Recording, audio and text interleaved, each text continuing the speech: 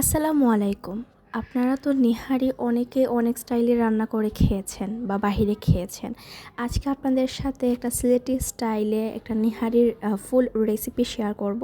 তো আশা করছি আপনাদের এই ভিডিওটা অনেক ভালো লাগবে। সো ভালো লাগলে লাইক, কমেন্ট, শেয়ার করে দিতে ভুলবেন না। তার জন্য ভিডিওটা শুরু করা যাক।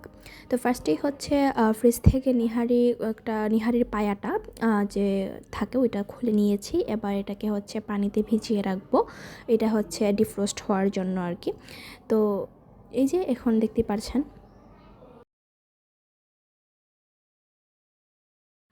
এখন হচ্ছে আমি এই নিহারির পায়াগুলোকে আমি খুব সুন্দরভাবে ধুয়ে নিচ্ছি। আপনারাও এভাবে সুন্দরভাবে ধুয়ে নেবেন।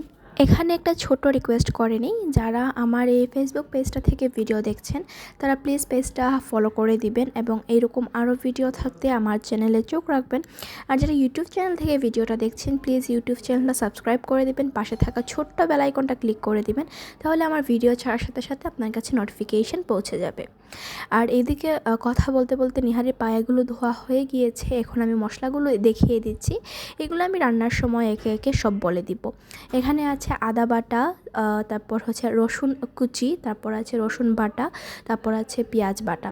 তো এখানে আমি তেলে হচ্ছে দিয়ে দিচ্ছি রসুন কুচি, যেটাকে আমি কুচি করে রেখেছিলাম। এরপর আমি এখানে দিয়ে দিচ্ছি আদা বাটা। এখানে প্রায় 1.5 টেবিল চামচের মতো আদা বাটা আমি দিয়ে দিয়েছি। এখন রসুন আর আদাটাকে আমি খুব সুন্দরভাবে একটু লাল লাল করে ভেজে নেব। তারপর আমি এখানে অ্যাড করব পেঁয়াজ বাটা। তো আপনারা চাইলে এখানে কুচি পেঁয়াজও ইউজ করতে পারেন। কুচি পেঁয়াজ আর বাটা পেঁয়াজের মধ্যে তেমন কোনো পার্থক্য হবে না, যেহেতু এটা সেদ্ধ হতে অনেক সময় লাগে। তো এই পর্যায়ে হচ্ছে আমি যে নিহারির পায়াগুলো ওইগুলো দিয়ে দিচ্ছি। এখন এগুলো খুব সুন্দরভাবে আমি মিক্সড করে নেব। আর আসলে নিহারি রান্না কিন্তু অনেক কষ্টের, হ্যাঁ, মানে এগুলো মিক্সড করা যায় না, খুবই কষ্ট হয় মিক্সড করতে। মানে এগুলো তো মানে ওজনওয়ালা হাড় না। তো এখানে দিয়ে দিচ্ছে স্বাদ মতো লবণ।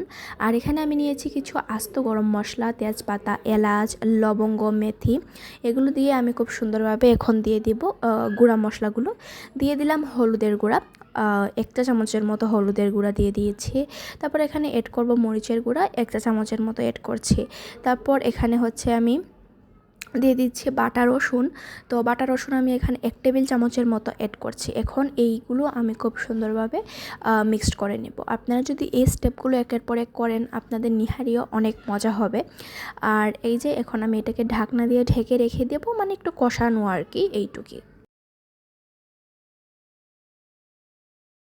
ঘন্টা দেড়েক পর আমি আবার এসেছি। তো এই যে দেখতে পাচ্ছেন আমি এখানে পানি দিয়ে রেখেছিলাম। তো এখন আমি অ্যাড করব এখানে তেঁতুল। আর তেঁতুলটা আপনার দিয়ে দেখবেন কতটা ফ্লেভারকে টেস্ট করে, মানে চেঞ্জ করে ফেলে, মানে এত মজা লাগে তেঁতুলটা দিলে, টক ফ্লেভার আসে। তো এই যে আমি এখানে দিয়ে দিলাম তেঁতুল। আর এখন দিয়ে দেবো হচ্ছে সাতকরা। তো সাতকরা যারা চিনে না তাদের উদ্দেশ্যে বলছি, সাতকরা হচ্ছে একটা ফল, এটা হচ্ছে একটা টক ফল, এটা হচ্ছে বিভিন্নভাবে রান্না করে খাওয়া হয় এইটাই। তো এই যে দেখতে পাচ্ছেন এখন আমি এখানে দিয়ে দিব গুঁড়া মশলা। গুঁড়া মশলার মধ্যে আছে হচ্ছে জিরা গুঁড়া। এই পর্যায়ে আসার পর আপনারা জিরা গুঁড়া দিয়ে দিবেন বা একটু গরম মশলা গুঁড়া দিয়ে দিবেন, তাহলে কিন্তু আপনাদের নিহারি রান্নাটা হয়ে যাবে।